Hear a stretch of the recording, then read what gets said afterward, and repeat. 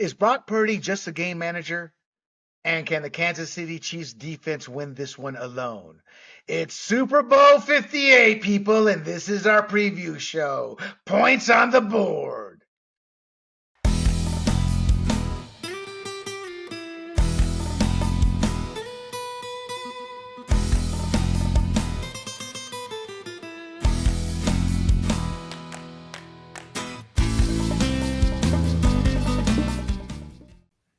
Thank you for tuning in, everybody. Let's welcome our big guest here, Fantasy Sports Hall of Famer in both the Writers Association as well as the Trade Association, Mr. Greg Kellogg, and obviously a big Michigan fan. We have my partner here, Big John Georgopoulos, who is also a fantasy sports pioneer, having gotten this whole shebang of Gridiron Grumblings that is now Grumblings Media going, and my lovable co-host, one of the nicest men you'll ever meet, Mr. Eddie Aparicio. How are all you gentlemen doing? Awesome, man. Doing great. How about you, man? Yeah, I'm hanging in there. I was going to say, it almost feels like we must have been just here for the previous episode because I feel like I haven't even changed my clothes or anything. It must be like, I must be a very stinky person or something. I'm still wearing the same T-shirt. I'm the opposite. I just look naturally good. Greg, I just figure that hat is on your head 24/7, 365. I know. I wore it for tonight's episode. I normally wear a red NFL Player One hat when I go. Okay. All right. Yeah. All right, guys, let's get going here. Only because Mr.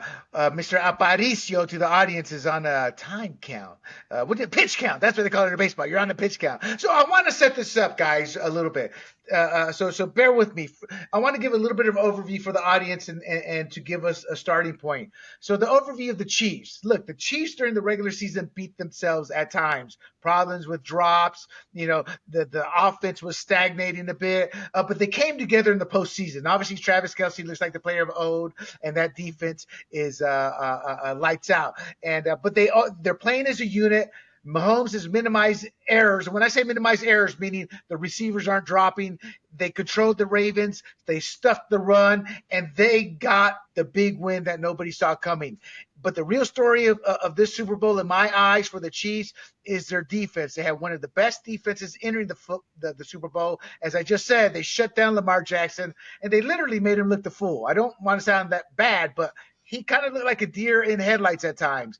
They've held 4 of their last 5 opponents to 17 points or less. That includes the Ravens, 10 points, Dolphins, 7 points, and Chargers and Bengals about 12 and 17. But the point is, the Ravens, 10 points, number 1 rushing offense in the league. The Dolphins, the number 1 offense in the league, held to 7 points. Now, the 49ers, the Niners were not down once, but they were down in both playoff games. They overcame the Packers after being down by 10 points in the fourth quarter, and they overcame the Lions when they were down by 17 points starting the second half. Brock Purdy played up to his detractors in both games. However, what he did, that people who accuse him of only being a game manager, was put the team on his back twice and led them to victory. And he actually forced some of the naysayers to eat their words. I think what helped push him over the top, and at least in my eyes, was when he knew when to run versus trying to make something happen behind the pocket.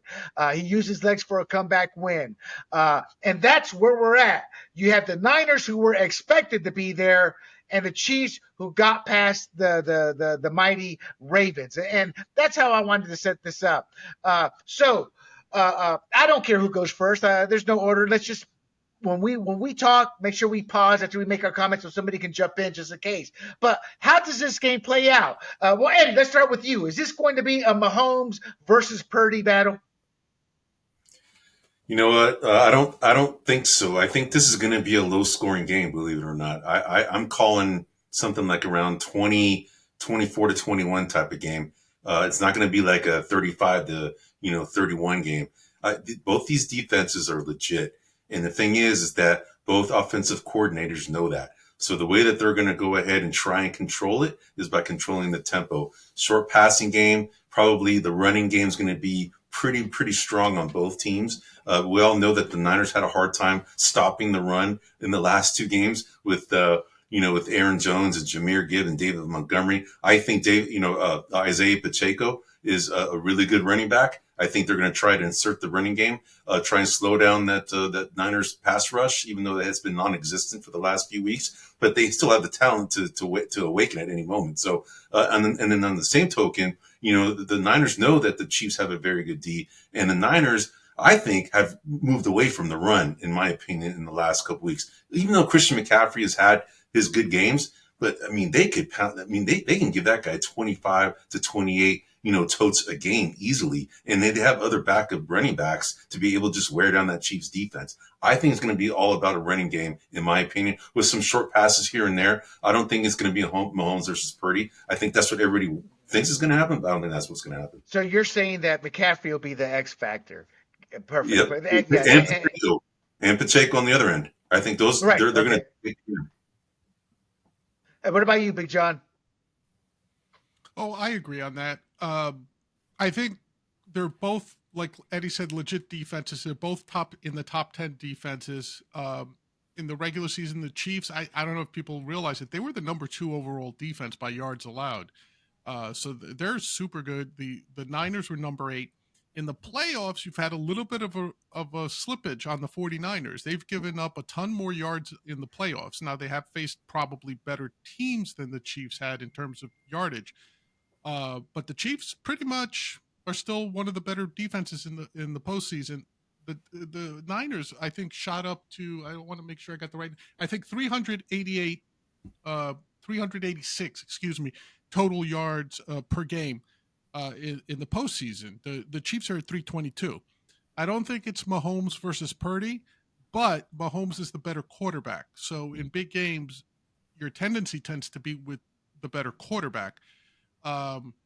Offensively, I'm not impressed with the Chiefs other than Pacheco. I think Pacheco's done an outstanding job this year, and he runs hard. He reminds me of just like a crazy bulldozer that's like flipped out and got some extra, nitrogen or whatever in the tank, and he just bowls over people. He doesn't seem to be a big guy. Like, he doesn't bring to mind Earl Campbell or Larry Zonka or Jerome Bettis, but he runs hard. Like, when he's looking for contact, and he'll bowl you over. So I like that about Pacheco. On the other side, the Niners have a lot more talent on offense than the Chiefs do. That's for damn sure. Like, I can't think of a weakness offensively on that team. Quarterback, you're right, offensive William. Line. Yeah, I mean, the quarterback isn't as good as Mahomes, but I think the quarterback, Purdy, is good enough on that team. So if they're healthy, if Debo, Ayuk, hey, listen, you know who the X factor is on that team? Kittle. The Chiefs are pretty good at stopping the opposing tight ends this year, but if Kittle can work his way over the middle, work some of his magic there, they've underutilized Kittle, and it almost makes sense to me that if you're the offensive coordinator, if you're who is it, Shanahan? Does he call the plays? I forget. Yeah. So if Shanahan, like, if there's ever a point to say, we kind of kept you under wraps all season, now's the time to let you go, this is the game, because they're going to focus on McCaffrey. They're going to try to take out Samuel probably. Ayuk will be left single coverage, but that would mean that if those linebackers are keying on McCaffrey, Kittle can work the middle. So if you can get Purdy to find Kittle again, to me, that's the X factor. But to Eddie's point, I see a 24, 17, 27, 21 type of game. Like, honestly, the over-under's at 48 right now in most gambling houses. I'd probably take the under on the 48 points, 47, 48 points. I'll take the under, yeah. Yeah, so and John, just to go ahead and highlight on one point that John made about George Kittle. Yeah, he definitely could be an X factor, but the reason why he isn't being utilized as he should is because the big weakness on that Niners offense is their offensive line. And he's probably their next best offensive lineman, and he's there to kind of help pass block, run block. I mean, he's considered one of their better offensive linemen. That's the reason why you don't see him utilized in the passing game. You're absolutely right.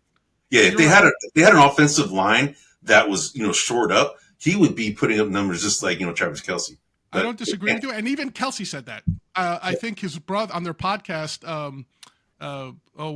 Jason Kelce, is that the offensive line? Yeah. Jason Kelce was kind of needling his brother. and he said Travis was saying, "Who's the number one tight end in the NFL?" George Kittle. Mason said, "Kittle." He goes, "Kittle, it's not you." And he goes, his brother was upset. He goes, "Why?" He goes, "Because when's the last time you threw a block in the running game?" Nice. And he was giving him grief over it. He goes, "If Kittle didn't have to stay on the line of scrimmage this year, he'd have 1,500 yards and 10 touchdowns, just like Easy. you. So I think there's that respect. You're absolutely right.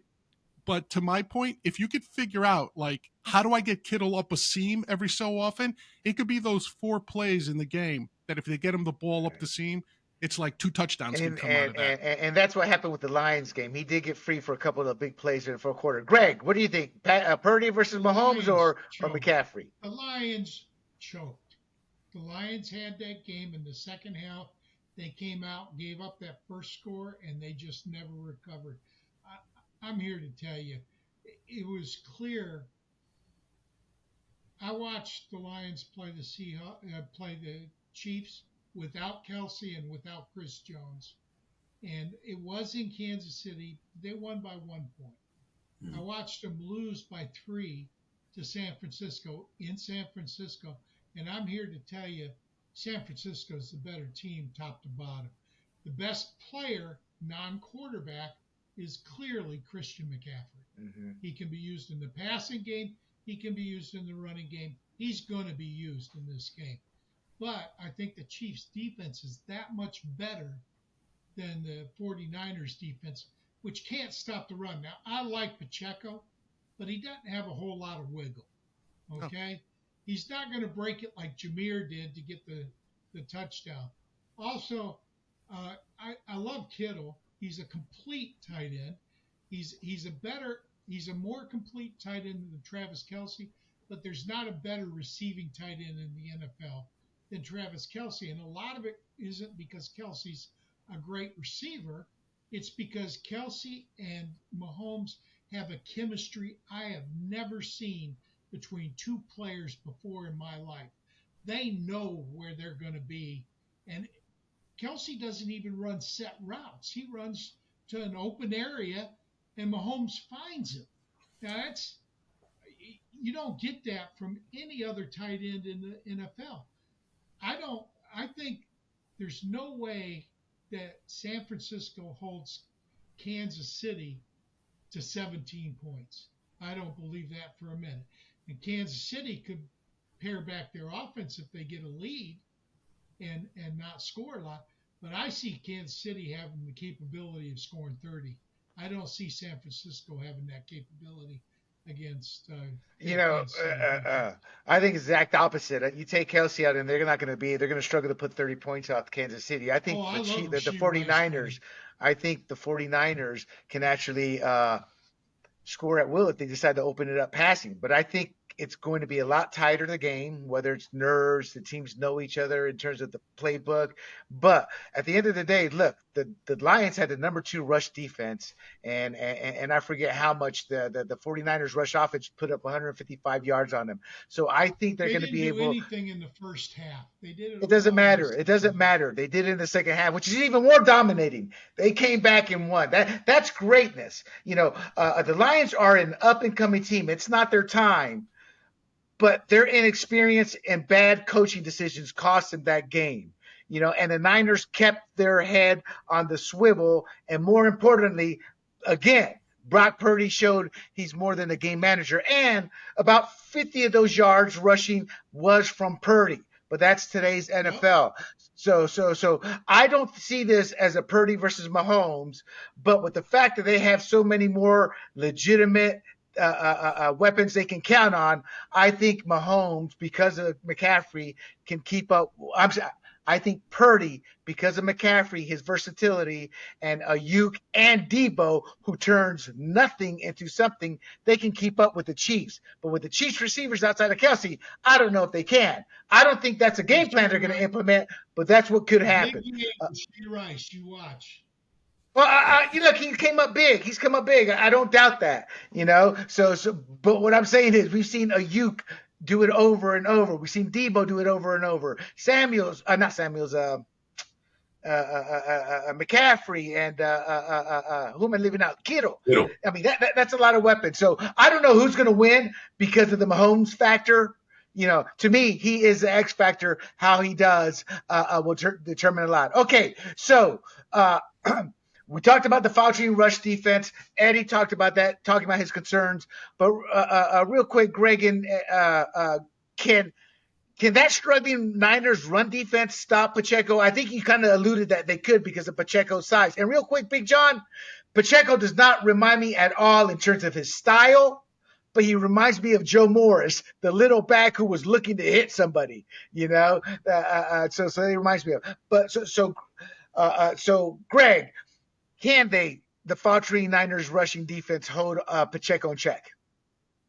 They can hold him out of the end zone potentially, but I think he gains 100 yards in this game. Pacheco, what about you? Oh, go ahead. He really is.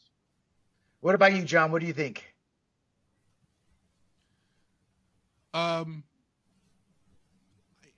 It's tough because, and I know we talked about potentially talking about player props, but part of understanding those is understanding what you think each player is going to do, right? So I think he will find the end zone, but I think it's going to be from one of those where Rashee Rice gets pushed out at the 1 yard line or something, right? I don't think he's going to go off on the Niners defense. I don't think he's going to go off on the Niners defense, but I think he may be the weapon in the last 4 minutes of the game because I think the Chiefs are going to pull this out. We could talk about, but I think the Chiefs are going to win a close game. And I think it's going to be the type of thing where they hold on to the ball for the last 4 minutes. They're going to close out the game on a 4-minute drive. And Pacheco is going to get 60 of his 100 yards in that last drive, where they're just going to give him the ball. The Niners are going to be exhausted at that point. And I think it's going to be that human battering ram, because that's what I like about Pacheco. He's going to stay in bounds. He's going to put his head down. He's going to put it in the chest of some guy in front of him, some linebacker. Dre Greenlaw or something is going to get not bowled over. He's going to break their spirit. That's what Pacheco is good for. So even if he doesn't get the flashy stats, I agree with Greg. I don't think he's rushing for 150, 120 yards. I don't think that's going to happen. But when it counts, those last 4 minutes of the game, when Kansas City's trying to close out the game with a field goal lead or something, it'll be Pacheco, and Pacheco's going to come through in that situation. So to answer your question, will they contain him? Yes. Will they stop him? No. Yeah, just as an FYI, the Niners averaged 97 yards, opponents did, a game rushing against them. Over the last 3 games, 143.4 yards per game. Now, let's getting back to Eddie brought up a lot of great points, which are my questions here. The one thing, I saw almost every game every week, because I was writing that big, massive article. And the first thing I noticed off of Brock Purdy, every 2 out of 4 plays, as soon as he drops back, he's literally going underneath his lineman because the opponents, they're not grabbing him yet, but they're literally right there. And that's how bad that offensive line is. Can they hold the Chiefs at bay? I don't know if they can hold back that Chiefs defense and that rush. We'll start off with Greg this time and then go to Eddie afterwards. I don't think anybody can hold off Chris Jones in a Super Bowl. Interior rush is huge. Detroit didn't spy Purdy, so that allowed him in the second half to gash us with long runs. Kansas City won't make that mistake. They will have somebody spying him, and he's not going to break off 25 and 30-yard runs against Kansas City. So, no, I think it wouldn't surprise me to see him get 3 or 4 sacks in that game. Not Chris Jones by himself, but the Kansas City team. Right. Get 3 or 4 sacks against Purdy. Purdy's got more mobility than I expected, though. I'll give him that. Against Detroit, he showed some speed, which I didn't know he had. But he was 15 yards downfield before Detroit even noticed he was running some of those runs. So I don't think Kansas City makes that mistake. So, Eddie, you and I have known for a while that homeboy can scramble. He did it as an Iowa Cyclone, so this was nothing big deal. My concern with him is and this is why I was so adamant on the Washington situation, John. When he drops back half the time. I mean, he's already looking around to buy himself time just to throw the ball. So, Eddie, what's your take on it? Do you think that the Niners' offensive line can hold back, Chris Jones and company, or could that be the difference maker here? Because if they don't If get that they passing game going, they're done. Well, no, but it depends on what type of passing game they get going. Because No, if that's they true. try and do like a 5 or 7 drop, step back throw, that's not going to work against this defensive line. I think they're going to do a lot of running and a lot of short passes to neutralize this pass rush of the Chiefs. That's how you go about doing it, and I think that's what they're going to do. That, in my opinion, their game plan should be that because if they choose otherwise, it's going to be a really bad outcome for them because, they have already demonstrated that offensive line isn't able to pass block as well as run block. Run block is the strength of that team, and that's why they should continue doing what they're doing. But my problem is that sometimes Shanahan gets enamored with the open playbook that he now has with Brock Purdy because he didn't have that with Jimmy Garoppolo. So now he's dibbling dabbling in these plays that he like, man, I can do this now, right? And it's something I haven't used in 3 years. I'm gonna bring it up because I have a good quarterback now. If he starts doing that, it's gonna be a long game for the Niners. So I think the Niners can contain that Chiefs defensive line if they choose the right game plan. If they choose the wrong game plan, then no. Eddie, you're right in that sense. And the West Coast offense is the best offense to do that because, in essence, a screen to the running back's literally just a long handoff. And that's what I put in my notes. Is there enough speed in that Niners offense to keep the Chiefs off balance? And what I meant by speed, those quick passes, those quick slants, being able to do the hot read. And that's the thing about the Niners and a team that's been together that long are those hot reads. So Purdy, after 2 years, should be able to do the hot read pretty well. And if I remember correctly, Greg, there was a couple of issues where Jared Goff had the problem with that. Not Jared Goff, but the receiver wasn't in the right spot when he had pressure on her. So you're right. That's why I say the Lions are still a year away. Okay, now who will be the X factor? Oh, I'm sorry, John. I'm sorry, John. I apologize. What's that? What's your take? Can that? Will he have enough time? Go ahead, Greg. Yeah. Yes. Yeah, Brock Purdy. He'll get his look. I think the Chiefs' defense is the better defense. I think they will play better against the Niners than the Niners' defense will play against the Chiefs. I think it's a close game. I think this is a field goal game. One touchdown at most difference between the two teams. He will have his trouble, but I can almost guarantee you there will be one or two big plays from Purdy to one of his weapons. Like, as no defense can keep somebody in today's NFL, that locked up. So to Eddie's point, if Shanahan has the patience to run McCaffrey, to run Mitchell, to stick to the screens, to stick to the little wheel routes and the slants and anything within 12 yards of the line of scrimmage, they can put a game plan together. But that depends on two things. One, patience. Two, that the Chiefs don't get up on a quick 2 touchdown lead on you, because then you can't do that. You run out of time, right? So I think it's going to be. Can it be done? Yes, but I don't think they're going to. I don't think they have the patience to do that for 60 minutes. Quite honestly, I don't. Yeah, think no, I agree. We already talked about the Niners' rush defense and how they've underperformed this year. But look, it's not like the Chiefs are this great offensive line either. Their tackles have had issues. In fact, one of them is hurt. So that's going to be interesting to see because statistically we see it in front of us. But the truth of the matter is the Chiefs have their own issues as well. However, that said, we'll start with Big John. Who do you think is going to be the X factor in this game? There's just to give you a shot, Kelsey, Rice, Pacheco. I'm going to say Chris Jones on the Chiefs and Kittle on the 49ers. If I had to pick one for each team, I'd say Kittle for the Niners, Chris Jones for the Chiefs. Greg. I love John's take. I don't really disagree with it, but any game that Pat Mahomes is in, he's the X factor. He really is. He makes things happen that shouldn't happen. For the 49ers, I always look at McCaffrey. If you can stop McCaffrey or at least contain him, you can beat the 49ers. But he's really hard to stop and contain. So I'm going McCaffrey and Mahomes, offensive ones. Eddie. On the Chiefs side, I've already mentioned his name. Isaiah Pacheco, I think, is going to be the X factor for the Chiefs. If he's successful, then I think the Chiefs are going to pull it off. On the Niners side, I'm kind of dibbling dabbling on this one, but I think the one I'm going to pick here is if he's healthy, 100% is Deebo Samuel.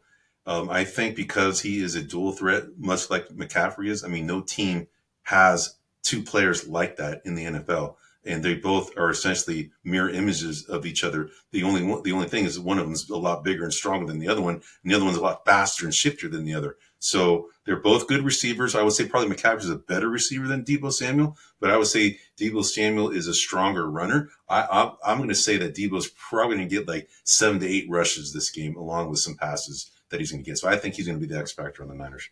And if he succeeds, then the Niners succeed. Gotcha. My take is simple. Kelsey's got to be the X factor. He was the X factor against the Ravens. 11 targets, 11 receptions, 100 some odd yards. His best game all season long. Without Kelsey playing as he did against the Ravens, they'd lose that game because we would have gotten the Chiefs that we've seen all season long. Receivers he couldn't count on. Of course, like you said, Rice has been coming through a bit, but I think Kelsey is the key to winning that game. On the other side, I want to say Purdy. But Purdy's the given answer, just like what Greg was saying about Mahomes. But I'm going to say McCaffrey because what I loved about McCaffrey, and Eddie's heard me harp on this all season long, John too. I do not like running backs who can't run in between the tackles. McCaffrey can not only run in between the tackles, he can do everything the West Coast offense asks of him. So if he can run in between the tackles, he's going to allow some time for Purdy to be able to make those throws. It's all going to boil down to Purdy, but McCaffrey's the whole key to this game. And but that said, you're going to see all these stars making a play here or there, but it's a consistency. Some of the storylines, my friends. Any thoughts here? We'll start with Big John. Patrick Mahomes win. He matches Tom Brady with 3 championships through 7 seasons. If he wins this game, do you see him on his way to matching Tom Brady in terms of being called the GOAT? Well, that's a different question. I do think he's going to end up winning this game, so he'll have his 3rd ring. No, I don't, because the odds are against him, right? He has to have a healthy career. He has to have, the salary cap gets worse and worse every year as more and more quarterbacks eat up more and more of a percentage of a team's cash. So, and even though he's taken a relatively team-friendly deal, the odds are against large. it. So it's against it. So he's a Hall of Famer. Will he be the GOAT? I don't know. Probably not. Mr. Kellogg. Tom Brady went to Michigan, buddy. Nobody's matching Tom Brady. I mean, come on, be real. What's Brady got? 6, 7 rings. He's got it with 2 teams. It's got 7. Ring with 2 different teams. Okay, so, sorry.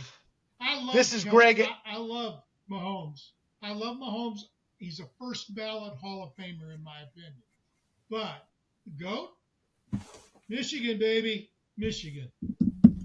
There Eddie, you go. Agree, right? It's all about so Michigan. Eddie, what do you think? He wins this one. He's on the same pace as Tom Brady. What are your thoughts on that? He'll be on the trajectory of Tom Brady. He won't be the GOAT because the GOAT is measured by, championships and longevity. He's not there yet. I mean, he'll be on the trajectory to be there if he continues winning. He's definitely in the conversation, but he's not the GOAT. Tom is still GOAT. Right. And then probably Montana's probably second after that, who is Tom Brady. That's who we looked up to, right? Because he's from the Bay Area. So I played against his rival high school. So, yeah. So I'll say he's on par. I think he's on par.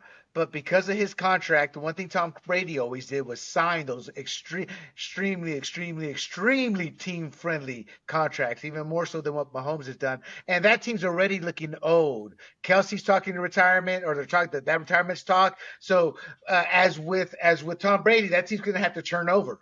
So we don't know what kind of turnover they did. Remember, Tom Brady went like 6 or 7 years from like 2010 or 14, something like that, 6, 7 years later before they got back to another Super Bowl because they had to completely retool that team, because of age. So I think it's hard for him. And I don't think today, if you put a gun to my head, no, he wouldn't do it just because of the difficulty of it.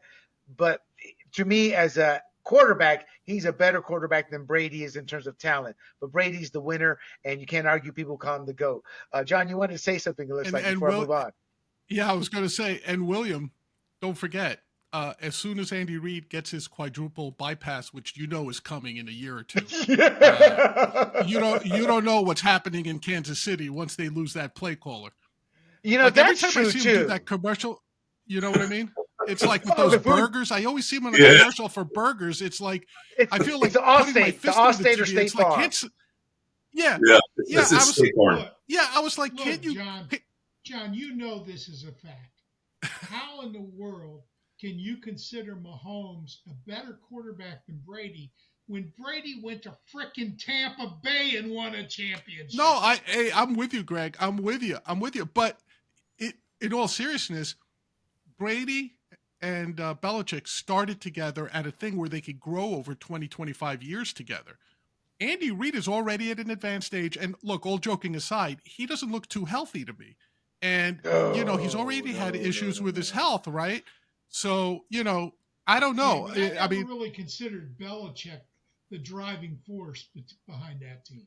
I don't buy the genius No, I don't either. No. Hold on. It doesn't have to be genius. He has to be the leader of the team and to make sure that team is focused. He had his offensive coordinator. He had his defensive coordinator. He had his quarterback. All he had to do was not make sure. His quarterback was a 6th-round pick that sat on the bench until his chosen starter went down with injury, and then you couldn't get Brady out of the lineup because he kept winning. So actually, they could have. There was a debate on the Steelers game. There was a debate on the Steelers game, and he decided to go with Brady. So he was enough of a leader to make the right decision. All right, let's move on. Can Brock Purdy? We'll start with Greg. Greg, can Brock Purdy put this team on his back if needed this coming Sunday and carry them? No. All righty, Big John. No. Eddie. If you're saying carry, the answer is no. He's proven that he can do it. I say yes. He's proven he can do it in the last 2 playoff games, the 2 biggest games of his career, and he did it. I would say yes. Agree. But as long as he the right game plan, though, not this deep pass thing. We're talking just dink and dunk type of approach. Yes. But Eddie, if they don't have the right game plan, is he actually carrying the team? Yeah, I mean, if he's executing the pass, yeah, absolutely, he's carrying the team. If he's executing, yes. Mahomes can carry the team regardless of the game plan. But we're not talking about Mahomes. We know that. We're talking about Purdy's ability in this game. I agree with Eddie. I think he has shown the last 2 games when everybody said he couldn't. He's too slow. He not strong enough. Everything. But when push came to to make it worse, to make it even sweeter, he did not slide for that first down on one of the 2 big runs. He went head first because he knew he didn't know where he was. He knew he needed it at great time. At the most difficult of times, you never know where the biggest heart will come up. And to me, that's why I like Brock Purdy, because he overcame not only the odds but proved everybody wrong. Can he do it this game? Yeah. Why? Look at those 2 tackles for on that line. There's going to be plenty of time for both quarterbacks to be able to make a few plays. And you don't need to make a 40-yard run. That critical play could be 7 yards, 3 yards, 4 yards. So, and that's on both sides. So, okay. Wait a second, though. Let me ask both you guys something since you talked about Purdy, though. Yeah, he's come through in the playoffs, and I'm not one of these naysayers, but carry a team is a very specific term that we reserve for very few people. And I would ask you this: what were the defenses that Purdy was playing in the playoffs? Who was he facing in the playoffs? He was facing the number 2 rush defense and number 31 secondary in the Lions. Detroit was not a top 10 defense. They were the Green number 2 Bay. rush defense. They were the number 31 secondary. I don't view the whole Right. package So because there's such a big difference in between the rush and the pass right. defense. Okay. So he faced the bottom of the barrel pass defense. And then if you look at Green Bay, they weren't like a really. Well, hold on. on. I'm leading you down the road. What were the 2 biggest plays he made? It was against the number 2 rush defense. The 2 biggest plays of the game were with his legs. Yeah, that's doesn't matter, baby.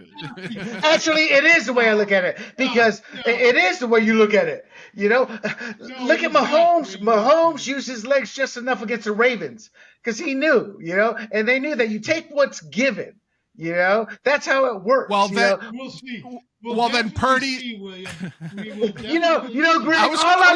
All I'm getting is sour grapes from you because your team was taken down by Eddie's team, and you can't get over it, man. I mean, we started talking Super Bowl, gentlemen, and Greg's talking Lions loss. I'm sorry, Greg. I can't help but pick on you. Second half. If San Francisco had a 17-point lead on Detroit going into the second half, Eddie, tell me, do you really think they would have choked the way Detroit did?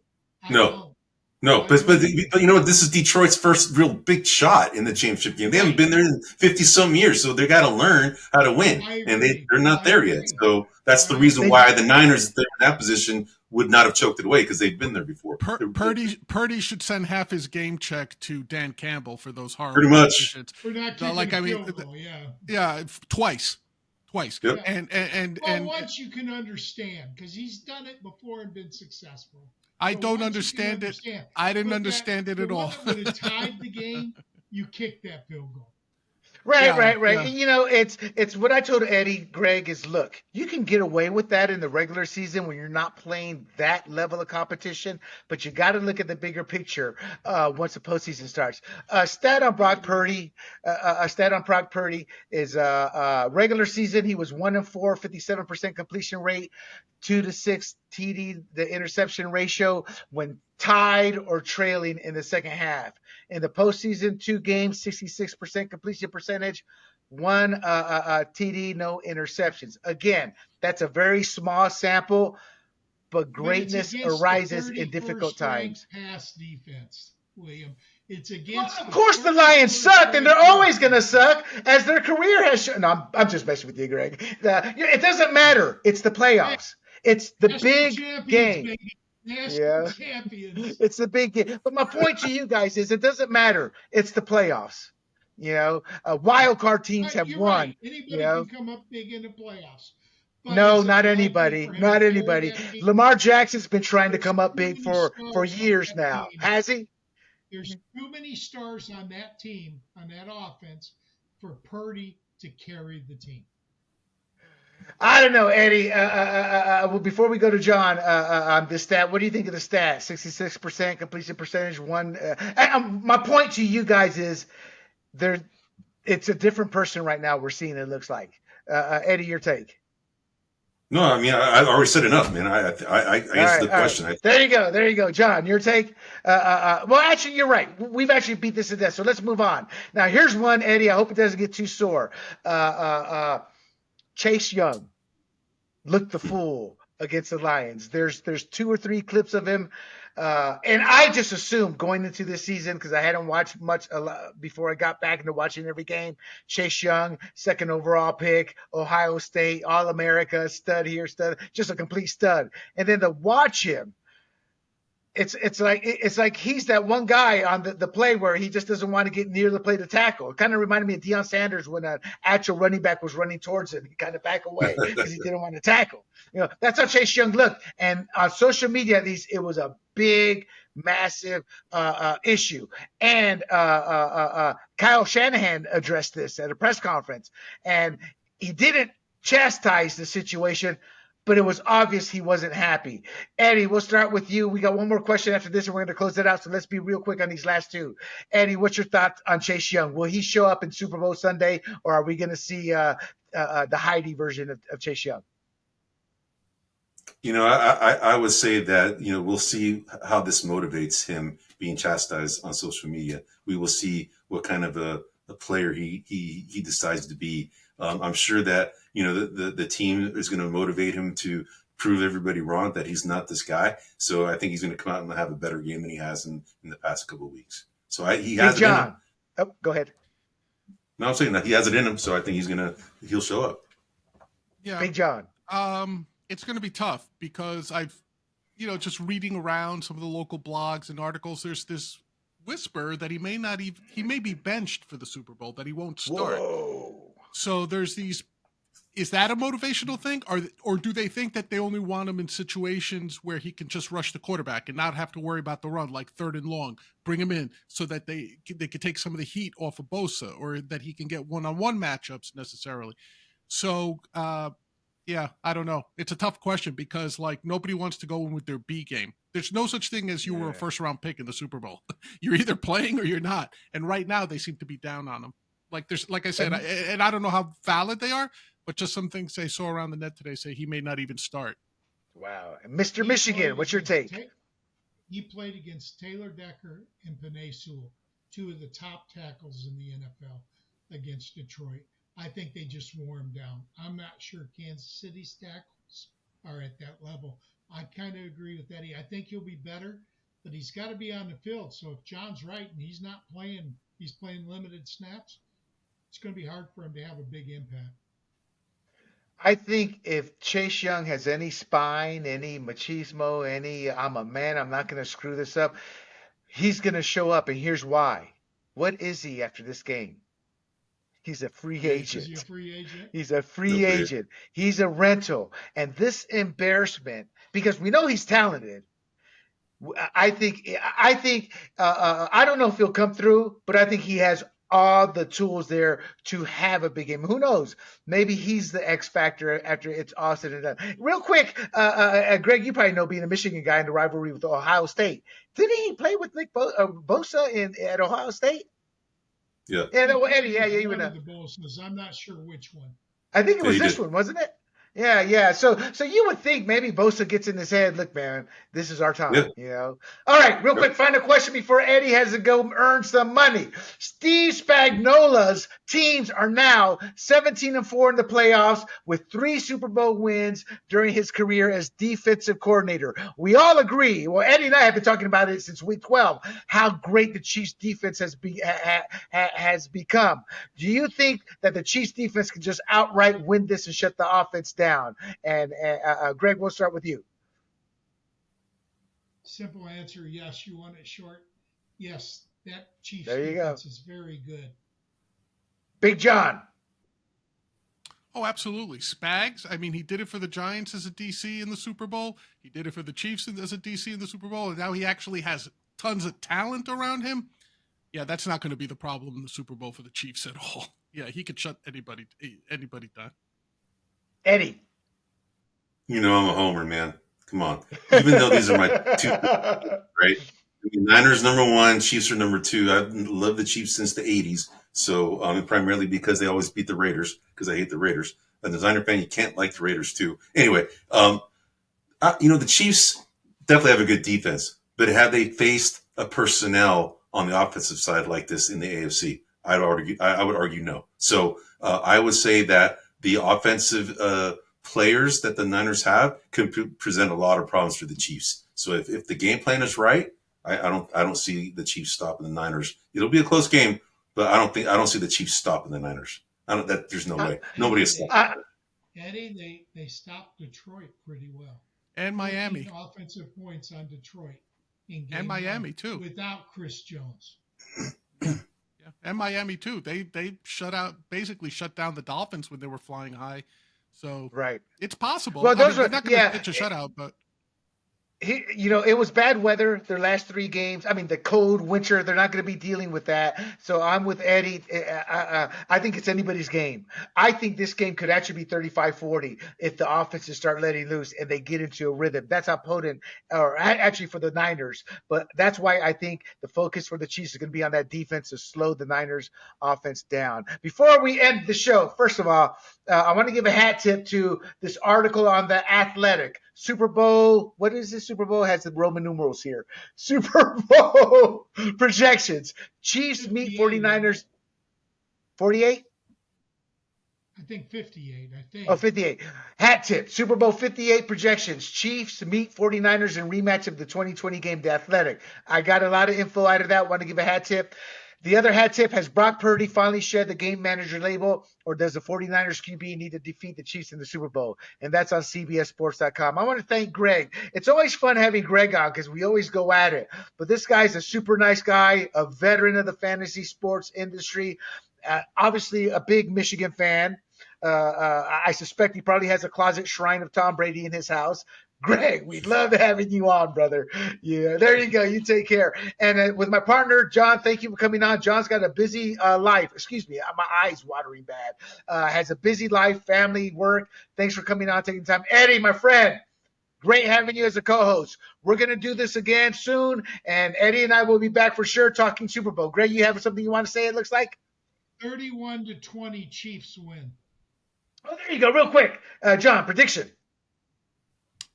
Chiefs by a field goal. Eddie. 24-21.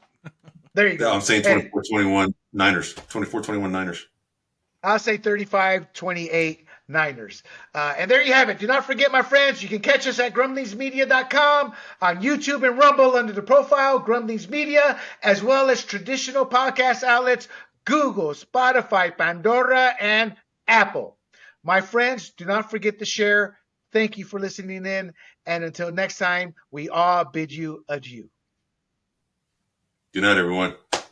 Hey, everybody, this is Big John from Grumblings Media, and I just want to say thank you for watching our content. If you want to support our efforts here at Grumblings Media, just smash the subscribe button right here, totally free, or just go ahead and consume more of our great content. Click either one of these two boxes.